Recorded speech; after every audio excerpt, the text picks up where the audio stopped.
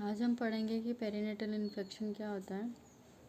Perinatal infection में हम देखेंगे कि बेबी को एंटीनेटल, इंटरनेटल एंड पोस्टनेटल के जो कॉजेज़ हैं उसके कारण बेबी में अगर इन्फेक्शन कॉज हो रहा है या कुछ भी डिसीज़ कॉज हो रही है रिलेटेड टू इन्फेक्शन, ठीक है, तो हम उसको पेरिनेटल इन्फेक्शन बोलते हैं। Firstly I would like to introduce myself. My name is Aarti Barkhane. Definition देखते हैं इसकी। अब इन्फेक्शन है, पेरिनेटल इन्फेक्शन, तो इन्फेक्शन किससे होता है? जनरली बैक्टीरिया और वायरस से होता है या फिर फंगस से होता है। और बेबी में इन्फेक्शन आफ्टर बर्थ भी हो सकता है, ठीक है, बिफोर बर्थ भी हो सकता है और इंटरनेटल टाइम पर भी हो सकता है। तो जिस टाइप का भी इन्फेक्शन हो रहा है उसको हम क्या बोलते हैं? पेरिनेटल इन्फेक्शन बोलते हैं। इसमें देखिए, an infection caused by bacteria और virus that can be passed from the mother to her baby. इसमें क्या बोल रहे हैं कि जो भी बैक्टीरिया है या वायरस है वो किससे पास हो रहा है? मदर से बेबी में पास हो रहा है। बेबी ड्यूरिंग प्रेगनेंसी और delivery is called perinatal infection. इसमें 3 टाइप से इन्फेक्शन होता है। एक तो before birth and after birth, ठीक है। इसके रिस्क फैक्टर देखिए। अर्ली रप्चर ऑफ मेम्ब्रेन, जो मेम्ब्रेन जो प्लेसेंटल मेम्ब्रेन रहती है वो अगर अर्ली रप्चर हो जाती है, ये आपको मैं बता चुकी हूँ कि अर्ली रप्चर कब होती है, जब वो उसका पूरा जेस्टेशनल वीक नहीं होता है और वो बिफोर जेस्टेशनल वीक के पहले ही रप्चर हो जाती है, तो उसमें ज़्यादा चांसेस होते हैं कि इन्फेक्शन हो जाए। नेक्स्ट है मैटरनल इंट्रापार्टम फीवर। अगर मदर को इंट्रापार्टम फीवर है 100.4 डिग्री फ़ारेनहाइट, उस कंडीशन में भी बेबी को चांसेस हो सकते हैं इन्फेक्शन होने के। लो बर्थ वेट हम पढ़ चुके हैं, ठीक है, इसलिए इतना नहीं बताऊंगी मैं। प्री मेच्योरिटी बिफोर 37 वीक, अगर बेबी प्री मेच्योर है 37 वीक के पहले ही डिलीवर्ड हो गया है, तो उस कंडीशन में भी क्या होता है? इन्फेक्शन होने के चांसेस होते हैं। ये रिस्क फैक्टर है। नेक्स्ट है कोरियो एमनियोनाइटिस। अगर बेबी को जो एंटीनेटल पीरियड में मदर के प्लेसेंटा में इन्फेक्शन है, एमनियोटिक में इन्फेक्शन है, तो उस कंडीशन में भी रिस्क फैक्टर बढ़ जाता है। रिपीटेड वजाइनल एग्जामिनेशन, जैसे मदर कंप्लेन करती है ट्रू लेबर हो रहा है उसको और वो हॉस्पिटल में एडमिट होती है और बार बार अगर उसका अननेसेसरी वजाइनल एग्जामिनेशन करते हैं तो उस कंडीशन में भी इन्फेक्शन होने के चांसेस बहुत बढ़ जाते हैं। नेक्स्ट है इन्वेसिव प्रोसीजर ऑफ मॉनिटरिंग। अगर हम बेबी को इन्वेसिव प्रोसीजर करके मॉनिटरिंग कर रहे हैं या कुछ इन्वेसिव प्रोसीजर कर रहे हैं, उस कंडीशन में भी क्या होता है? बेबी को इन्फेक्शन होने के चांसेस बहुत बढ़ जाते हैं। अब कौन कौन से बैक्टीरिया से इन्फेक्शन सबसे ज़्यादा होता है, ये सब आप पढ़ चुके हो माइक्रोबायोलॉजी में कि कौन से बैक्टीरिया होते हैं, ठीक है। मैं सिर्फ बैक्टीरिया के नाम बताऊंगी। सबसे पहले group D, streptococcus, staphylococcus aureus, E coli, klebsiella, haemophilus, enterobacter, citrobacter, pseudomonas, fungus, candida and anaerobic, ठीक है। ये जो बैक्टीरिया है इन सबसे क्या होता है? चांसेस होते हैं कि इन्फेक्शन कॉज हो बेबी में। मदर में होंगे पहले ये, ठीक है। अगर हम बात करते हैं एंटीनेटल की, तो सबसे पहले ये मदर में होंगे, फिर जब बेबी डिलीवर्ड होगा तो उसमें हो जाएंगे, ठीक है, न्यूबॉर्न में हो जाएंगे। इंटरनेटल में भी सबसे पहले चांसेस क्या रहते हैं कि वो मदर को भी हो सकता है और बेबी को भी हो सकता है। क्यों? क्योंकि देखो, अगर उसका बार बार वजाइनल एग्जामिनेशन कर रहे हैं, ठीक है, और फोर्सेप डिलीवरी कर रहे हैं, तो उसमें चांसेस हो सकते हैं कि बेबी को भी इन्फेक्शन हो। लेकिन पोस्टनेटल में ये सब कारण नहीं रहेंगे। पोस्टनेटल में क्या होगा? सिर्फ बेबी को होगा, ठीक है। वो किसी भी कारण से हो सकता है, या उसको एक्स्ट्रा इन्वायरमेंट में रखा, उसकी इम्यूनिटी वीक है, या फिर उसको नर्सरी, जो उसको हॉस्पिटल में 3 डेज़ नर्सरी में रखते हैं, तो उस कंडीशन में नर्स को छूने से, रिलेटिव्स को छूने से जो अगर इन्फेक्शन बढ़ रहा है, तो दैट मीन्स ये पोस्टनेटल के कारण हो रहा है। अब मोड ऑफ एंट्री देखते हैं हम कि कब कब और किस किस एंट्री से हो सकता है। सबसे पहले इंट्रापार्टम ड्यूरिंग जेनाइटल ट्रैक्ट। अब इंट्रापार्टरम पीरियड में क्या होगा, जेनिटल ट्रैक्ट, मदर का जेनिटल ट्रैक्ट से बेबी को इन्फेक्शन होगा क्योंकि रूट तो वही है जेनिटल एरिया में, ठीक है। आफ्टर बर्थ कब कब होगा, स्किन से होगा, नेजोफेरिंग से होगा, एंटीनेटल और इंट्रानेटल दोनों में जेनिटल ट्रैक्ट ही आएगा। आफ्टर बर्थ में क्या है, स्किन होगा, बेबी की स्किन को, जैसे मेरे बेबी को उठाते हैं, अब एक नर्स के हाथ क्लीन नहीं हो और उसने बेबी को उठा लिया, ठीक है, विदाउट प्रिकॉशन यूज़ किए, तो दैट मीन्स क्या है कि बेबी को इन्फेक्शन हो सकता है क्योंकि हमारे हाथ में बहुत सारे बैक्टीरिया और वायरस होते हैं अगर हमने proper hand washing technique use नहीं की तो। नेक्स्ट है nasopharynx, oropharynx, conjunctiva, that means I से इन्फेक्शन अगर बेबी को, जैसे कि अनवांटेड, जैसे बेबी के हाथ ख़राब है या डर्टी है, बैक्टीरिया वायरस से है और उसने हाथ अपनी आँखों में डाल लिया या फिर ईचिंग के टाइम पे उसने हाथ लगा लिया, ठीक है, या फिर मदर ने गलती से हाथ लगा लिया, कंटामिनेटेड हाथ उसके आइस के ऊपर रख दिए या फिर सराउंडिंग एरिया में रख दिए जिस कारण से उसको इन्फेक्शन हो गया। अम्बिलिकल कॉर्ड से भी इन्फेक्शन हो सकता है। देखो अम्बिलिकल कॉर्ड में भी क्लैंप लगा होता है, वो 7 to 8 डेज तक वो रहता है, तो उसमें भी चांसेस होते हैं कि वहाँ से भी इन्फेक्शन हो। अब मोड इन्फेक्शन क्या है हमारा, एंटीनेटल है, इंट्रानेटल है, पोस्टनेटल है। Antenatal that means before birth जितना भी होगा, ठीक है, before birth. Intranatal at the time of birth.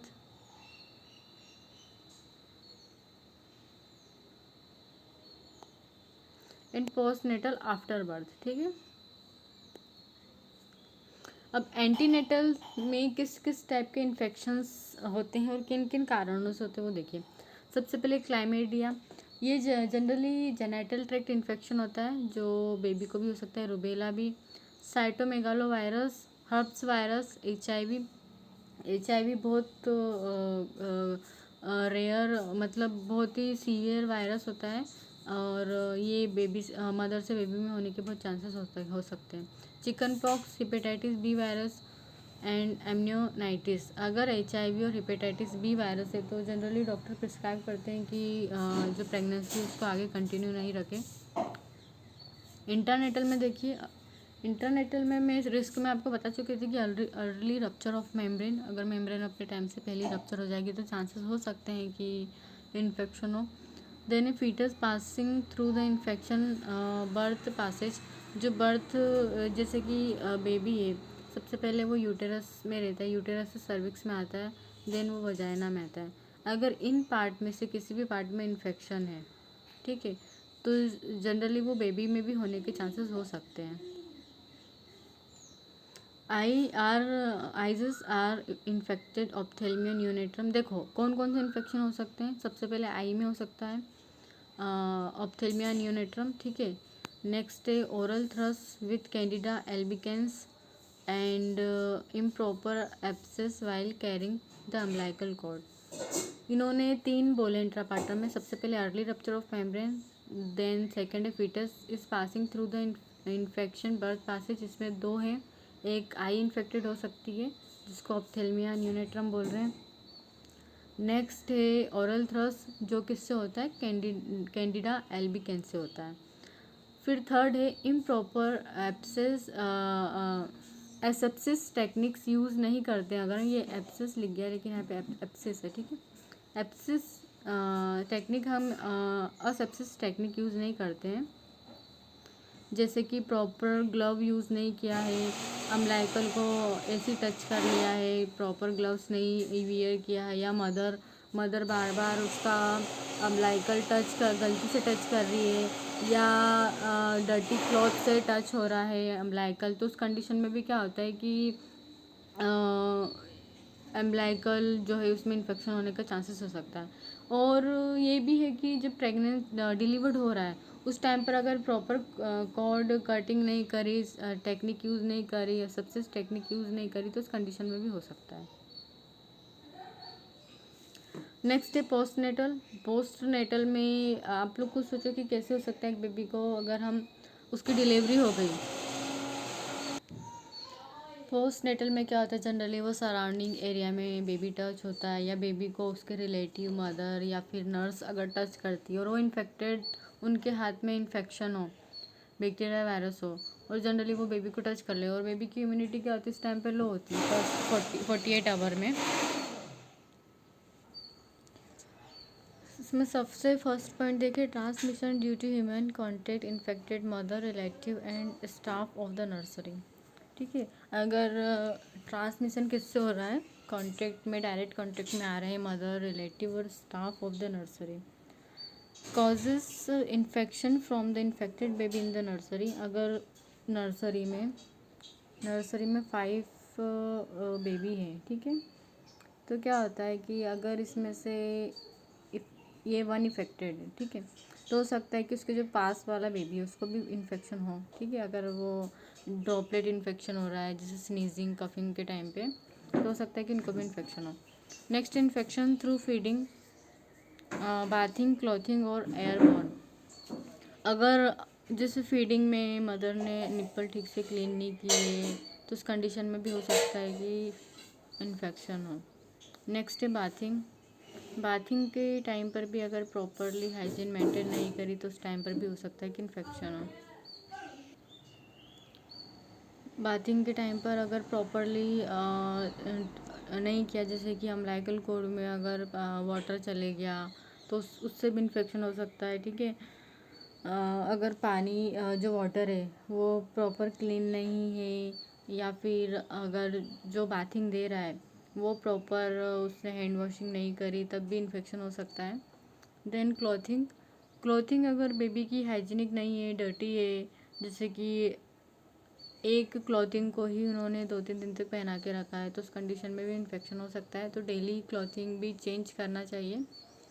And airborne that means ये है कि सराउंडिंग, जैसे कि हमारे आसपास बहुत बैक्टीरिया वायरस होते हैं, सबको पता है, लेकिन जिसकी इम्यूनिटी वीक होती है उसको ये इफेक्टेड कर देते हैं। तो बेबी की इम्यूनिटी जनरली वीक ही होती है अगर एयर में उस टाइप के इन्फेक्शन हो, बैक्टीरिया वायरस हो, और बेबी ने माउथ के थ्रू, नोज़ के थ्रू इनहेल कर लिया, तो उस कंडीशन में भी इन्फेक्शन हो सकता है। Infections in the environment of neonatal intensive care unit, NICU और इन्वेसिव मॉनिटरिंग। NICU में अगर बेबी है कंटिन्यूसली मॉनिटरिंग में है और इंटेंसिव केयर यूनिट में, तो अब NICU में हर टाइप के बेबीज़ होते हैं, जिनमें इन्फेक्शन वाले भी हो सकते हैं, नॉन इन्फेक्शन वाले भी हो सकते हैं। तो हो सकता है कि नर्स ने पहले इन्फेक्टेड बेबी की केयर करी, दैन फिर नॉन इन्फेक्टेड बेबी की केयर करी, तो generally there is rare chances, अगर हैंड वॉशिंग के बाद केयर कर रही हो तो हो सकता है बेबी को इन्फेक्शन हो जाए, और अगर हैंड वॉशिंग नहीं करी हो तो कम्प्लीटली चांसेस हो गए कि बेबी को इन्फेक्शन हो जाए। और इन्वेसिव मॉनिटरिंग, जैसे कि इन्वेसिव मॉनिटरिंग में बेबी को कंटिन्यूसली मॉनिटरिंग करना होता है, उसमें भी चांसेस हो सकते हैं कि बेबी को इन्फेक्शन हो जाए।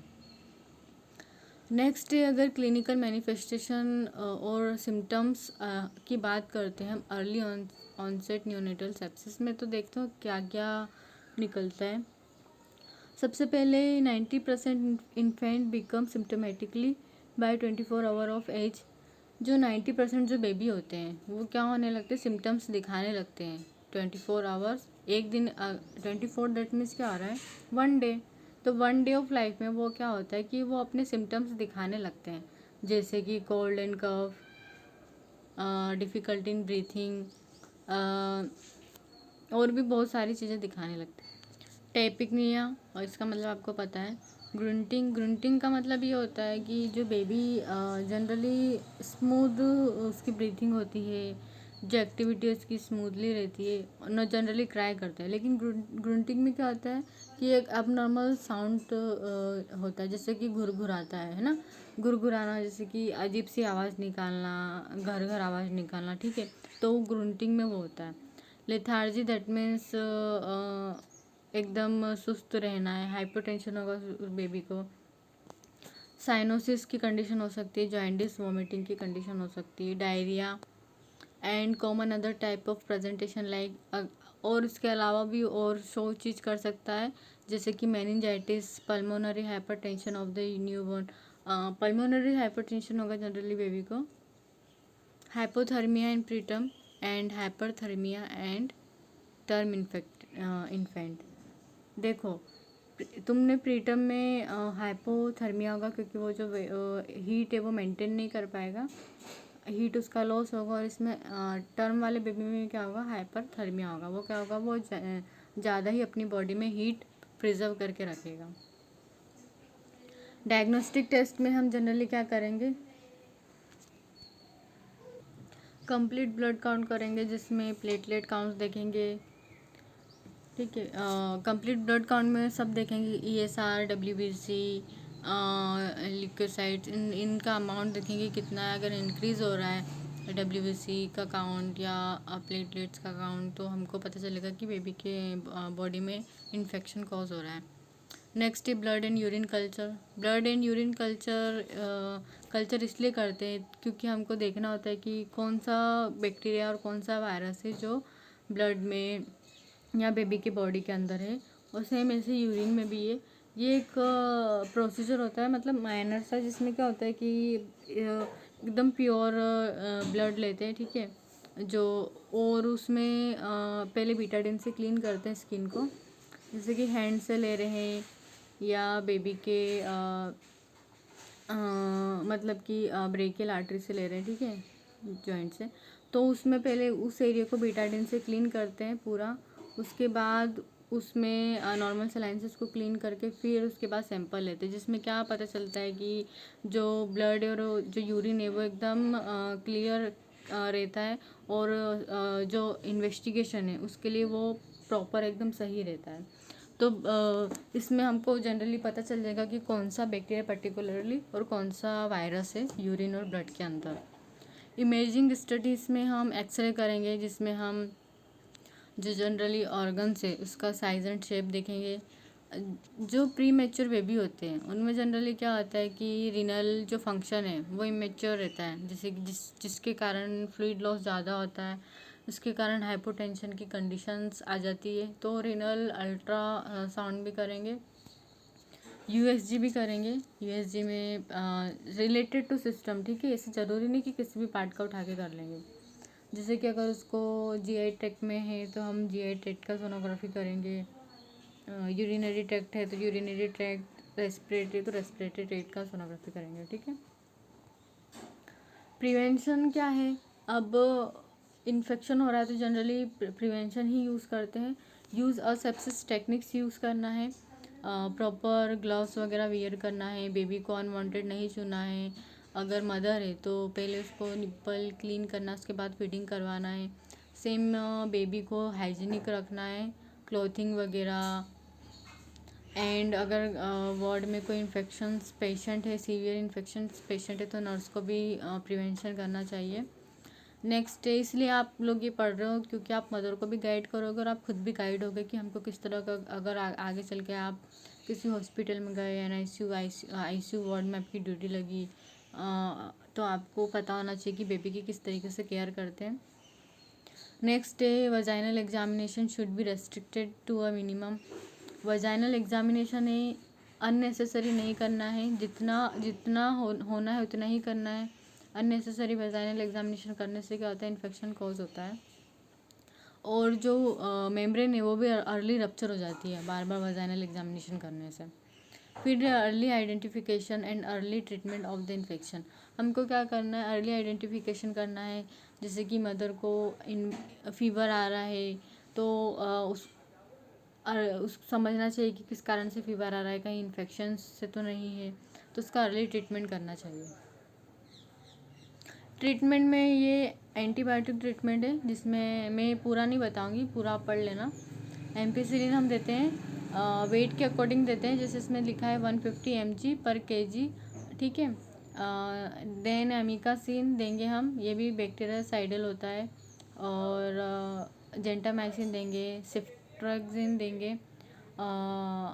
ये सारी हम एंटीबायोटिक्स देंगे। आप इसके जो नाम है वो देख लेना, और इसमें से जनरली 5-6 मेडिसिन अच्छे से याद कर लेना, और अगर आपको लग रहा है तो इनके साइड इफ़ेक्ट्स भी याद कर लेना, और डोजेस देख लेना आप लोग, ठीक है।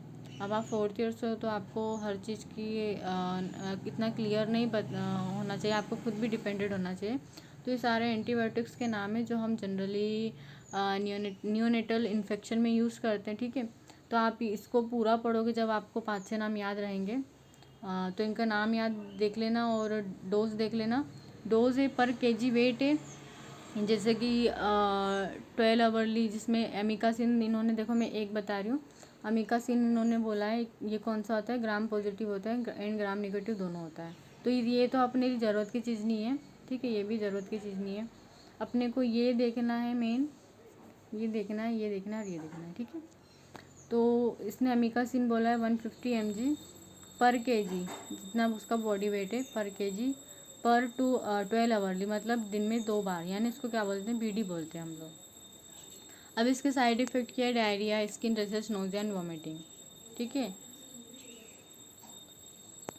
नेक्स्ट अदर सपोर्टिव्स, जैसे कि अगर बेबी को हाइपोटेंशन हो रहा है तो हाइपोटेंशन में हम डोपामिन्स देते हैं।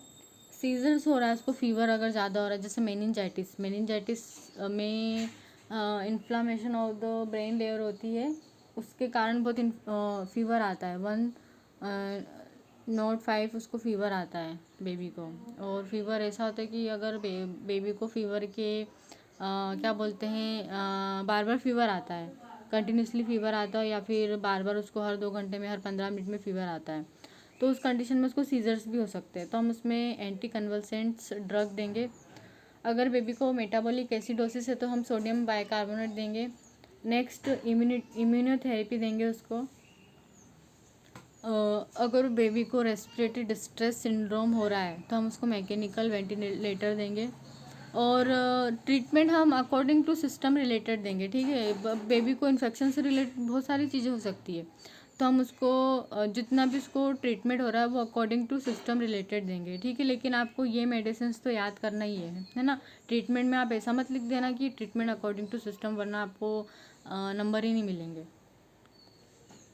Okay, thank you. I hope आपको क्लास अच्छा लगा होगा। इसमें अगर कुछ भी डाउट होता है तो आप पूछ सकते हो मुझसे।